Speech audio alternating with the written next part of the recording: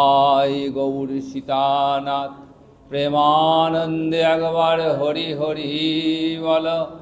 নিতাই গৌর সীতানাথ প্রেমানন্দে একবার হরি হরি বল। নিতাই গৌর সীতানাথ প্রেমানন্দে একবার হরি হরি। তো ভক্তবৃন্দের চরণে আমার কোটি কোটি প্রণিপাত।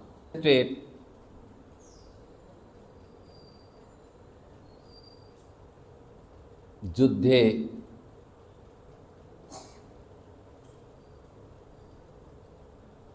অর্জুন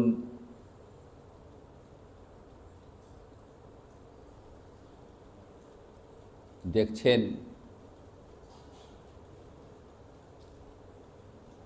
যে তার বিপক্ষে যারা রয়েছে, প্রতিপক্ষ যারা,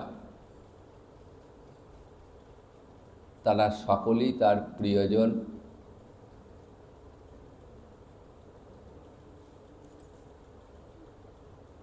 পিতামহ ভীষ্ম, দুর্যোধন আদি ভ্রাতাগণ,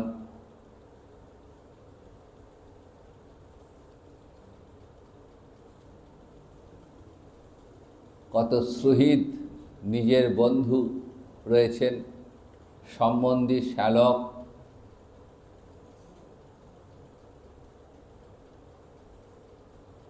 এদেরকে দেখে অর্জুন যে প্রবল উৎসাহ নিয়ে যুদ্ধ করতে এলেন, সেই উৎসাহ উদ্যম হারিয়ে গেল। চিন্তা করছেন যে এদের সঙ্গে যুদ্ধ করে এদের রক্তমাখা সম্পদ আমি ভোগ করব, যুদ্ধে কতজন নিহত হবে,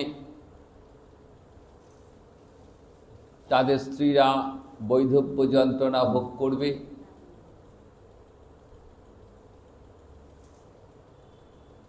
ব্যভিচারিণী হবে স্ত্রীরা, বংশে বর্ণসংকর উৎপন্ন হবে, কুলনাশ হবে। আর এই সকল কিছুর জন্য সকলে আমাকে দায়ী করবে যে অর্জুন, তুমি যদি এমন না করতে তাহলে আজকে আমাদের এই দিন দেখতে হতো না।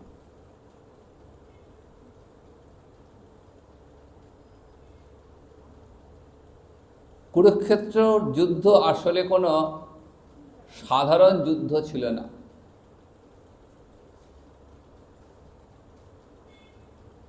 এটা ছিল একটি ধর্মযুদ্ধ।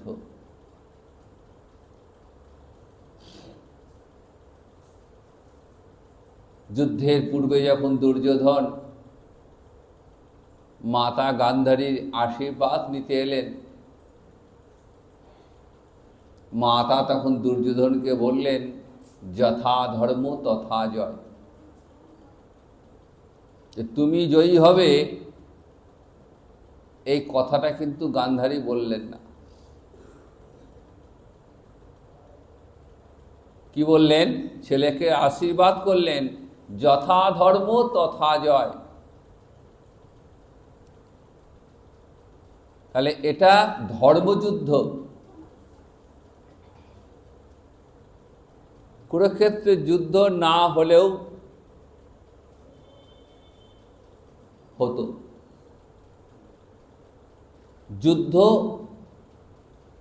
আটকানো যেত, কারণ যে যুদ্ধে স্বয়ং ভগবান শ্রীকৃষ্ণ উপস্থিত, যার ইচ্ছায় গাছের একটা পাতা পর্যন্ত নড়ে না, তিনি চাইলেই এই যুদ্ধ বন্ধ হতো।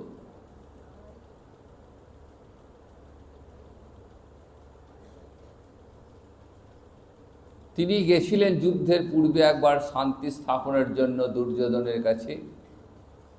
কি বললেন? যে দেখো দুর্যোধন, পাণ্ডবরা 5টা ভাই, 5টা ভাইকে 5টা গ্রাম দাও।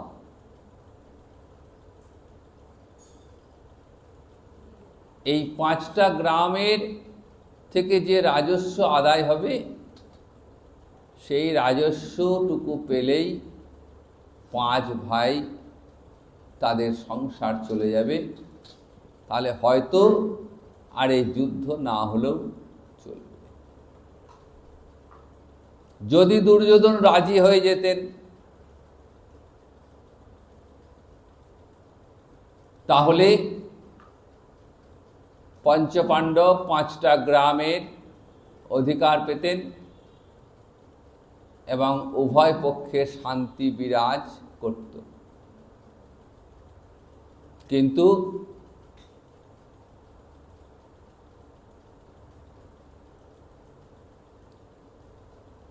দুর্যোধন বললেন, বিনা যুদ্ধে নাহি দিব শুচাগ্র বেদিনী। একটা ছুঁচের ডগায় যে পরিমাণ ভূমি উত্থিত হয়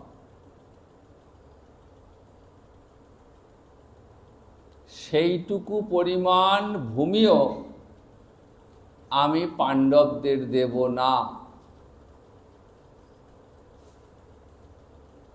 যদি নিতেই হয় তবে যুদ্ধ করেই নিতে হবে।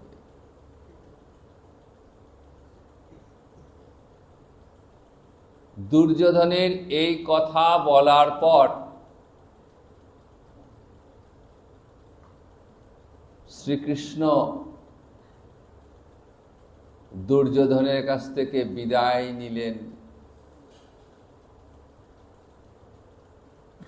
অর্থাৎ এই কুরুক্ষেত্রের যুদ্ধ সেটি কিন্তু গোবিন্দের ইচ্ছাতেই।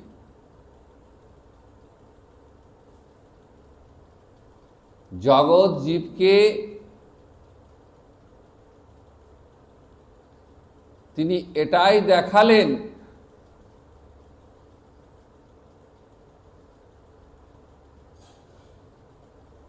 যে যেখানে ধর্ম ন্যায় থাকবে সেখানে জয় সুনিশ্চিত হবে। যে রাজ্য দুর্যোধন ভোগ করছিল সেই রাজ্যের উপর সমান অধিকার পাণ্ডবদের ছিল, কিন্তু দুর্যোধন পাণ্ডবদের বঞ্চিত করতে চেয়েছিল, তাই যুদ্ধ সংঘর্ষ অবশ্যম্ভাবী হয়ে উঠেছিল।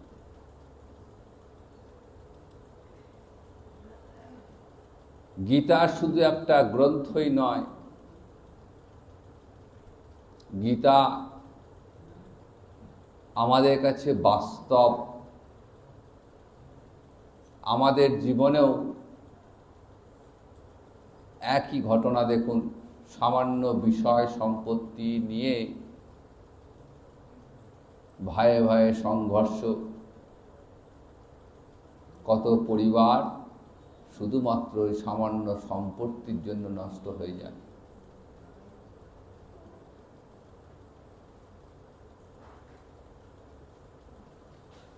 তাই অর্জুন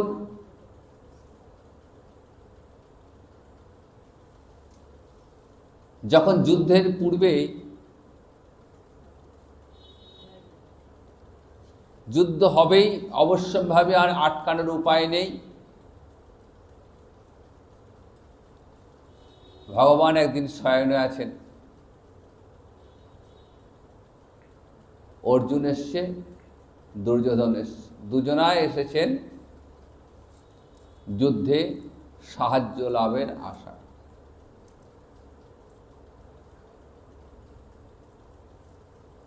তো শ্রীকৃষ্ণের কাছে পাণ্ডব এবং কৌরব উভয়ই ছিলেন আপনজন, প্রিয়জন, কাছের। তাই ভগবান সিদ্ধান্ত নিলেন যে আমি এই যুদ্ধে কোনো অস্ত্র ধারণ করব না।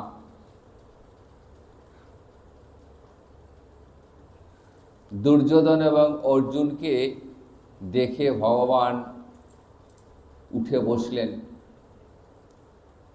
প্রথমেই দেখলেন অর্জুনকে, কারণ অর্জুন ছিলেন ভগবানের চরণ তলে বসেছেন, আর দুর্যোধন বসেছিলেন ভগবানের মস্তকের কাছে।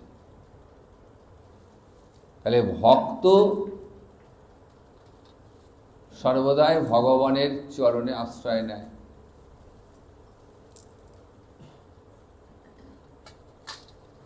দুর্যোধন তো অহংকারী, তিনি শ্রীকৃষ্ণকে সাধারণ মানুষ ভাবতেন।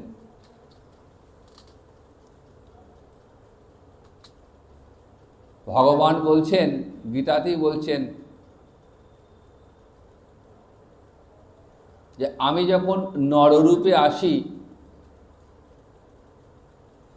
তখন সকলে আমাকে চিনতে পারে না, কারণ আমি যোগমায়া দ্বারা আবৃত হয়ে থাকি।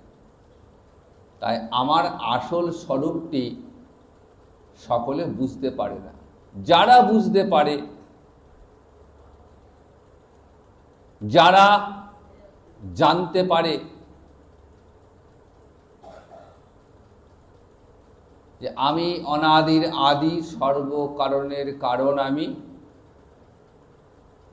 যারা আমার চরণে আশ্রয় নেয়, যারা আমাকে ভজনা করে, তারা হলেন সুকৃতিশালী। আর যারা আমাকে চিনতে পারে না, যারা আসুরিক ভাব সম্পন্ন,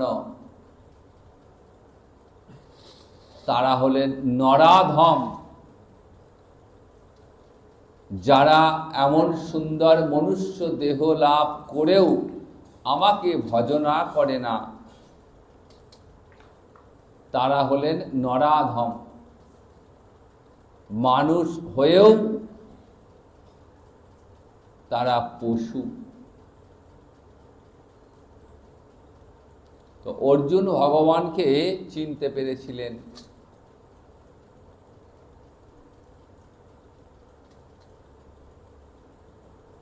চেনার পরেও অর্জুনের মনে একটু সংশয় ছিল। সেই সংশয়টা পুরোপুরি দূর হয়ে গেল যখন ভগবানের বিশ্বরূপ দর্শন করলেন অর্জুন। অর্জুন বললেন, হে কেশব, যদি তুমি আমাকে যোগ্য বলে ভাবো তবে তোমার ওই বিশ্বরূপটা একবার আমায় দর্শন করা। বলা মাত্রই অর্জুন, ভগবান কোনো রাগ ঢাক করলেন না, বললেন, এই দেখো, এই দেখো আমার বিশ্বরূপ। অর্জুন কিছুই দেখতে পাচ্ছেন না, ফ্যাল ফ্যাল করে তাকাচ্ছেন, কিছুই দেখতে পাচ্ছেন না। তখন ভগবান বলছেন, অর্জুন তুমি নিশ্চয়ই কিছু দেখতে পাচ্ছ না। বলছেন না। বলছেন, পাবে না। আমার এই দিব্য রূপ দর্শন করতে গেলে দিব্য চক্ষু দরকার। তখন ভগবান অর্জুনকে দিব্য চক্ষু দান করলেন, আর সেই দিব্য চক্ষু দিয়ে অর্জুন দর্শন করছেন ভগবানের অনন্ত রূপ, অনন্ত ঐশ্বর্য, অনন্ত নিকেতন, অনন্ত লীলা, অনন্ত ধাম সব দর্শন করছেন। যতই দেখছেন ততই অবাক হয়ে যাচ্ছেন। আরো অবাক হচ্ছেন যখন দেখছেন যে যাদের সঙ্গে যুদ্ধ করবেন সেই সমস্ত যোদ্ধা, বড় বড় রথী, মহারথী মৃত অবস্থায় পড়ে রয়েছে। যুদ্ধ শুরু হয়নি, যুদ্ধ শুরুর আগেই মৃত হয়ে পড়ে রয়েছে। ভাবছেন এটা কেমন করে সম্ভব? যুদ্ধই হলো না, তার আগেই এই সব মৃত হয়ে গেল।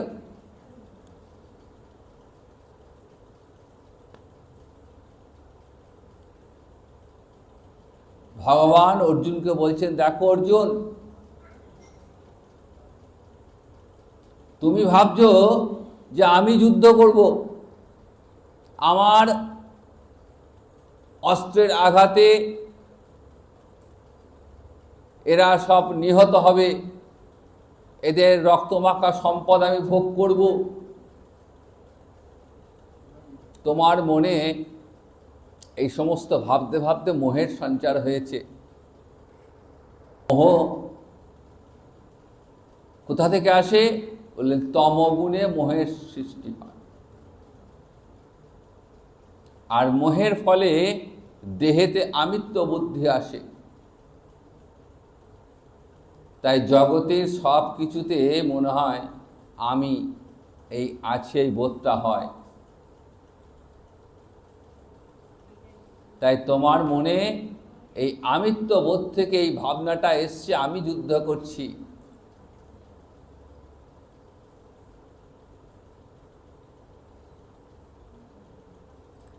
অর্জুনকে তখন ভগবান বলছেন যে তুমি এই আমিত্বটা বিসর্জন দিয়ে দাও, তুমি তোমার কাজটা শুধু করে যাও। কি হবে আর কি হবে না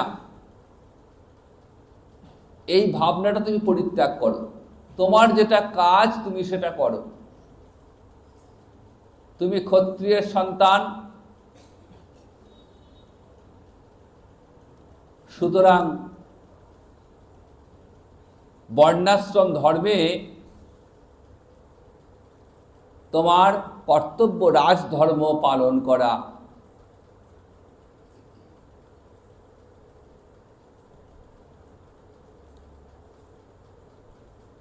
প্রজা পালন করা,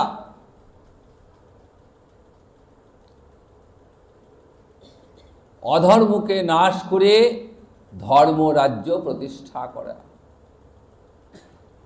এটা তোমার কাজ। তাতে কে নিহত হলো আর কে বাঁচলো এটা দেখার বিষয় তোমার নয়।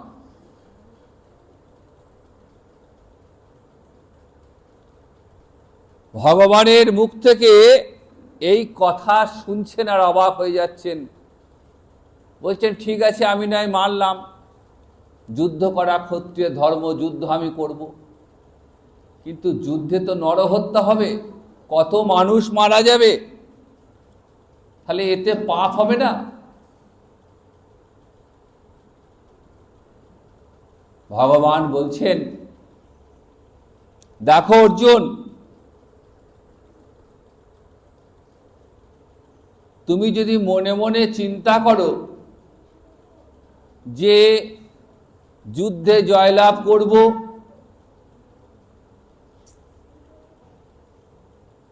জয়লাভ করে আমি রাজ্য লাভ করব, রাজ্য সুখ ভোগ করব, এটা যদি তোমার মনের মধ্যে আসে তাহলে পাপ হবে। এটা পাপ। তোমার মনে যদি আকাঙ্ক্ষা জন্মায় তাহলে সেটা পাপ।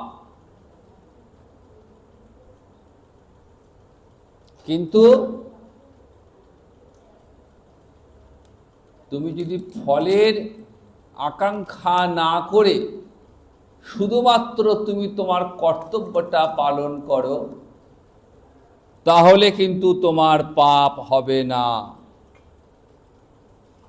যোগস্থ হয়ে কর্ম করো, তাহলে নরহত্যা করলেও পাপ হবে না।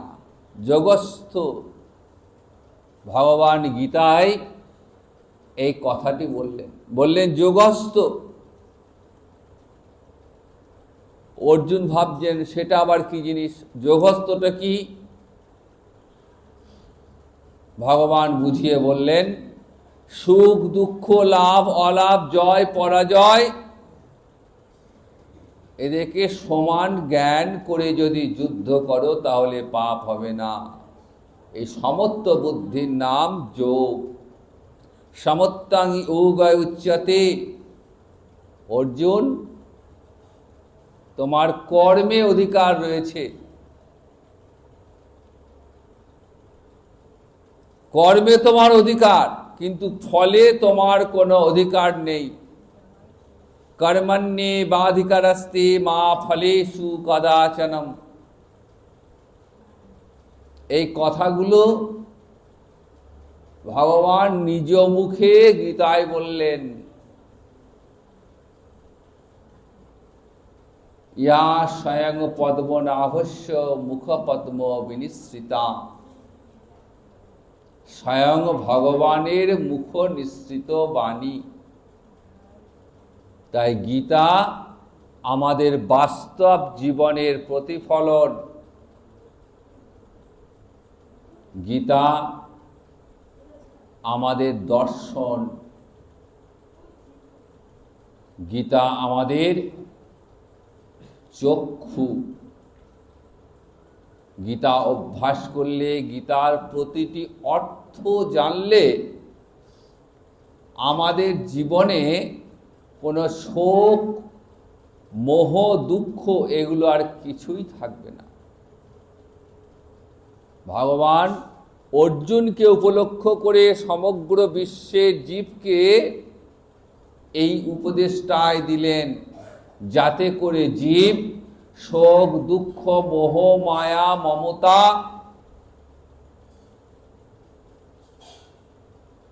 এইগুলো ত্যাগ করে সর্বকারণ কারণম অনাদির আদি সেই গোবিন্দ চরণে আশ্রয় নিতে পারে। কারণ ওই গোবিন্দ চরণটাই হলো ধ্রুব সত্য, চিরন্তন, শাশ্বত। আর এই সংসারের যা কিছু সবটাই হচ্ছে মরীচিকা। মরুভূমিতে মরীচিকা যেমন, এই মায়ার সংসারটাই মরীচিকার মতো। মনে হয় যে সংসারে বোধহয় খুব সুখ, এত সুখ আর কোথাও পাবো না। তাই সমস্ত সুখের যিনি কারণ, সেই গোবিন্দ চরণ, গৌর চরণকে ভুলে আমরা সংসার সুখে নিমজ্জিত হয়ে যাই। আর তার ফলেই আমাদের প্রতি পদে পদে দুঃখ ভোগ করতে হয়। এই দুঃখের কোনো শেষ নেই। একটা দুঃখ অতিক্রম করে ভাবলাম এইবার একটু সুখ দেখব। বহু কষ্ট পরিশ্রম করেছি, দুটো অর্থ রোজগার হয়েছে, ছেলে মেয়ে ভালো মানুষ হয়েছে, এইবার আমার জীবনে সুখের সময় এলো।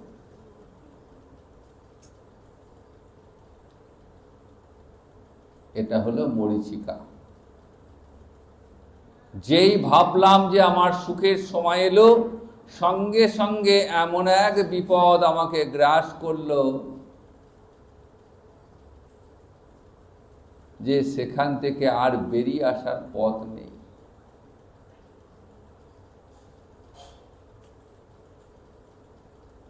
কারণ আমি সত্যটাকে বাদ দিয়ে মিথ্যাটাকে আঁকড়ে ধরতে চেয়েছি। তাই বারবার জীবনে আঘাত নেমে এসেছে। আমি কর্ম করেছি ফলের আশায়। আমি সন্তান প্রতিপালন করেছি কেন? না সেই সন্তান বড় হয়ে রোজগার করে আমাকে খাওয়াবে, আমাকে একটু সুখে রাখবে।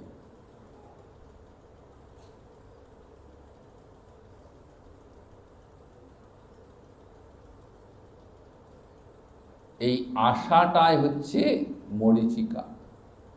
দেখা গেল সন্তান বড় হলো,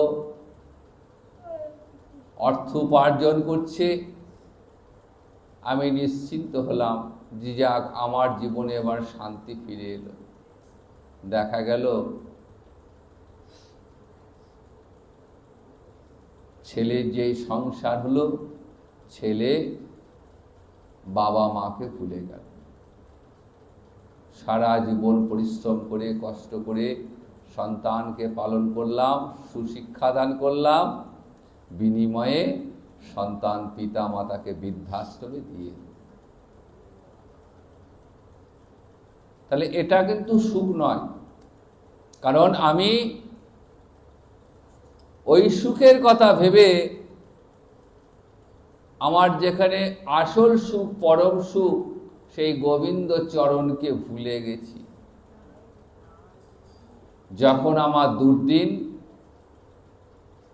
তখন বারবার মনে পড়ছে যে যদি আমি এসব না করে যদি প্রথম থেকেই যদি আমি গোবিন্দ চরণকে আশ্রয় করতাম, গৌর চরণকে আশ্রয় করতাম, তাহলে হয়তো বা আমাকে আজ এই দিনটা দেখতে হতো না।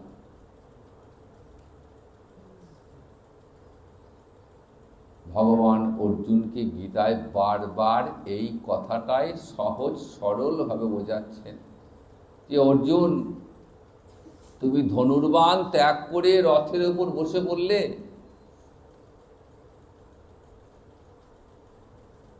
তুমি কি ভাবছো যে তুমি যুদ্ধ করছো? তুমি কিছুই করছো না। যুদ্ধক্ষেত্রে যারা মারা পড়বে, এটা তাদের নিয়তি, তাদের কর্মের ফল আগে থেকেই স্থির হয়ে রয়েছে। তুমি যুদ্ধ করলেও তারা মরবে, আর তুমি যুদ্ধ না করলেও তারা মরবে। তুমি বৃথা ভাবছো।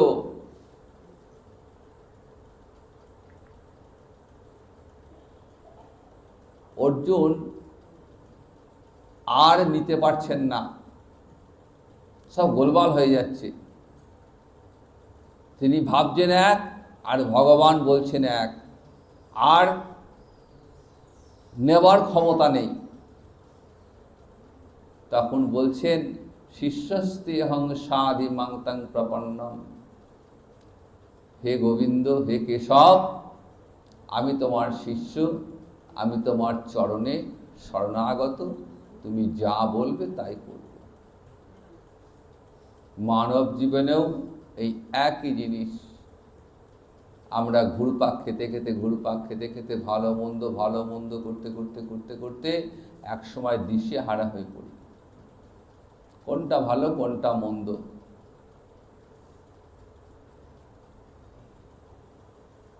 এই সিদ্ধান্ত যখন নিতে পারি না, তখন আমরা কোথায় যাই? গুরুচরণকে আশ্রয় করি।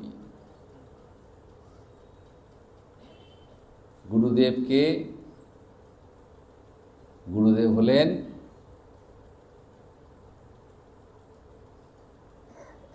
ভগবানের একান্ত প্রিয়তম ভক্ত।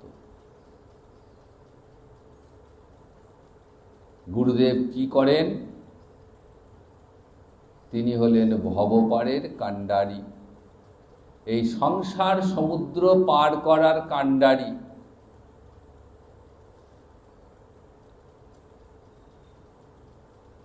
তার ভূমিকা কি না, জীবকে এই মায়ার অন্ধকার থেকে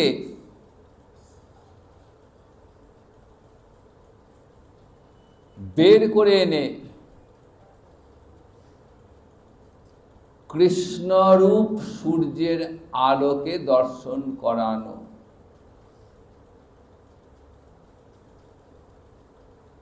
কারণ মায়া হলো অন্ধকার, যাহা কৃষ্ণ তাহা নাহি মায়ার অধিকার। বিষয় আর কৃষ্ণ এই দুটো একসঙ্গে থাকতে পারে না। যেখানে বিষয় থাকে সেখানে ভগবান থাকেন না, আর যেখানে ভগবান থাকেন সেখানে বিষয় সুখ থাকবে না।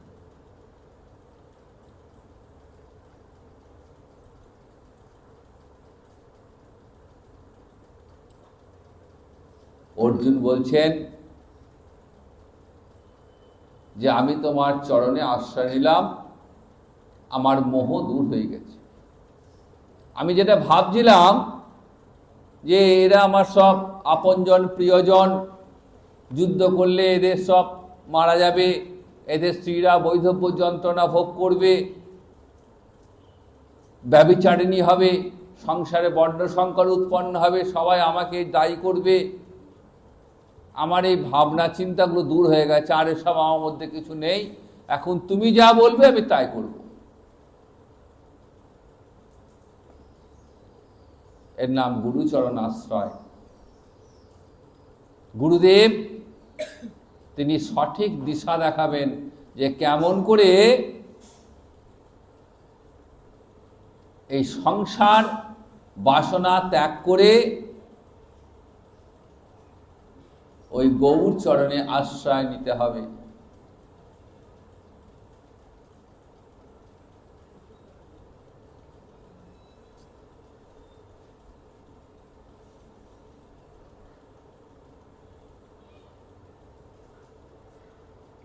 ভগবান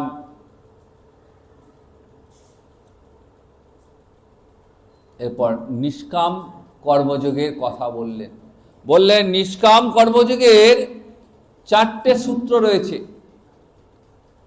কি সেই সূত্র? বললেন তোমার কর্মে অধিকার। তুমি যখন এই পৃথিবীতে এসেছো নররূপে, বহু জন্মের সুকৃতির ফলে তোমার এই জন্ম। এমনি এমনি আসনি, তোমার বহু জন্মের সুকৃতি বলে তুমি মানব জন্ম লাভ করেছ। এবং তোমাকে মানব ধর্ম পালন করতে হবে। সুতরাং কর্ম তোমায় করতেই হবে, কর্মে তোমার অধিকার রয়েছে। কিন্তু ফলে তোমার অধিকার নেই।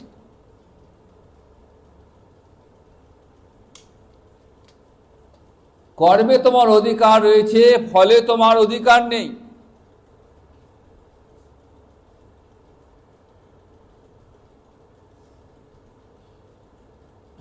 ফলাকাঙ্ক্ষা করে কর্মে পবিত্র হবে না।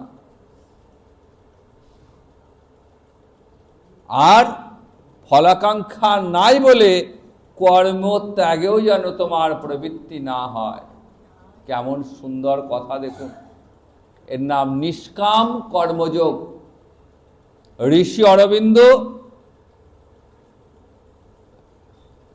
গঙ্গাধর তিলক এই কর্মযোগের এই 4টি সূত্রকে বললেন কর্মযোগের চতুষ্শক্তি।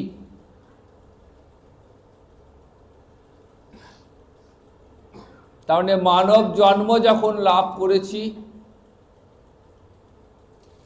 তখন কর্ম করতেই হবে, কারণ কর্ম না থাকলে সৃষ্টি হবে না।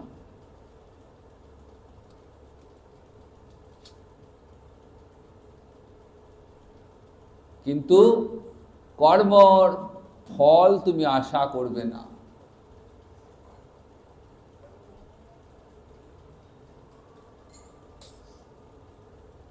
সুতরাং ফলাকাঙ্ক্ষা বিসর্জন দিয়ে ফলাফলের চিন্তা তুমি করবে না, তুমি তোমার কর্মটা করে যাও। আবার ফল নাই বলে যে কর্ম করব না সেটাও কিন্তু নয়, কারণ যেটা আমার হাতে নেই আমি সেটা নিয়ে ভাববো না। আমার হাতে রয়েছে কর্ম, এটা আমার অধিকার। জীবন যতক্ষণ থাকবে ততক্ষণ কর্ম করতে হবে। এই নিষ্কাম কর্মযোগের বিষয়ে 3টি কথা মনে রাখতে হবে, যে ফলাকাঙ্ক্ষা বর্জন, কর্তৃত্বের অভিমান ত্যাগ, আর শ্রীকৃষ্ণের সর্বকর্ম সমর্পণ। কাজে সিদ্ধি অসিদ্ধি দুটিকে সমান জ্ঞান করে যে কর্ম, সেটার নাম যোগ। তাই ভগবান বললেন, যোগস্থ কুরু কর্মাণি সঙ্গং ত্যক্ত্বা ধনঞ্জয়। এই নিষ্কাম কর্মযোগে জীবের মুক্তি হয়ে যায়। তাই যোগটা হলো কর্মের কৌশল। যোগ কর্মসু কৌশলম। এরপর ভগবান অর্জুনকে স্থিতপ্রজ্ঞ যোগের কথা শোনালেন। গীতার 2য় অধ্যায়ে এই স্থিতপ্রজ্ঞ যোগ রয়েছে। গীতাটা খুব ভালো করে পড়লে, মন দিয়ে পড়লে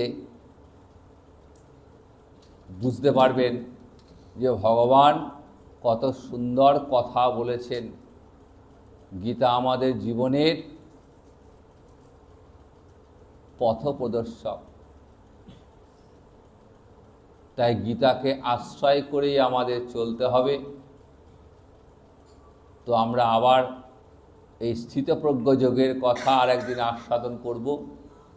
আজ এখানেই বিশ্রাম নিচ্ছি। জয় নিতাই, জয় গৌরহরি। রাধে কৃষ্ণ গোবিন্দা,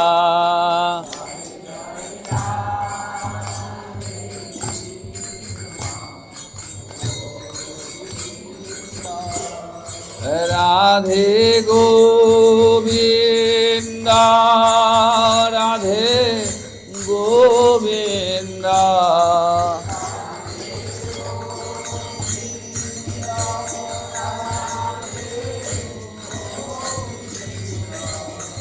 জয় জয় রাধে কৃষ্ণ গোবিন্দা, জয় জয় রাধে গোবিন্দা। জয় জয় শ্যাম সুন্দর মদন মোহন বৃন্দাবন চন্দ্র, জয় জয়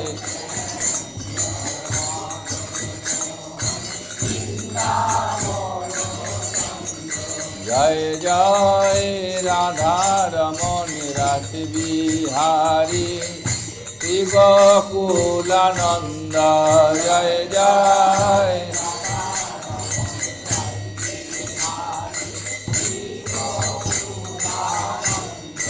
জয় জয় রাধা কান্ত রাধা বিনোদ, জয় রাধে গোবিন্দা।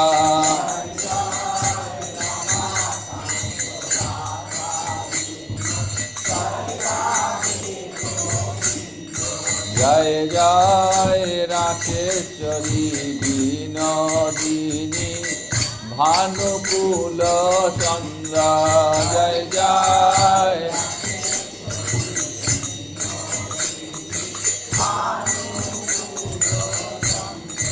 জয় জয় ললিতা বিশাখায়াদি যত সখী বৃন্দা,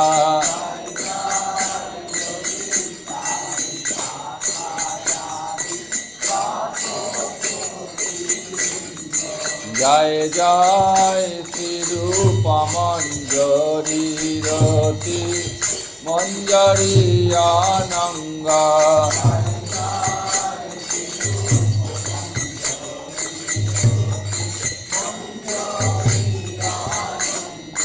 জয় জয় পৌর্ণমাসি কুন্দলতা, জয় বীরা বৃন্দা,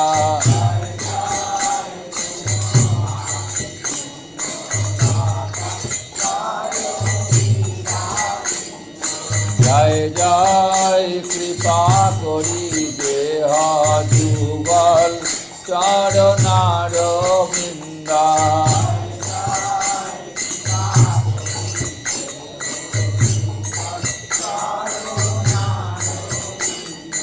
জ্ঞান গাইতে পারি জয় রাধে গোবিন্দা।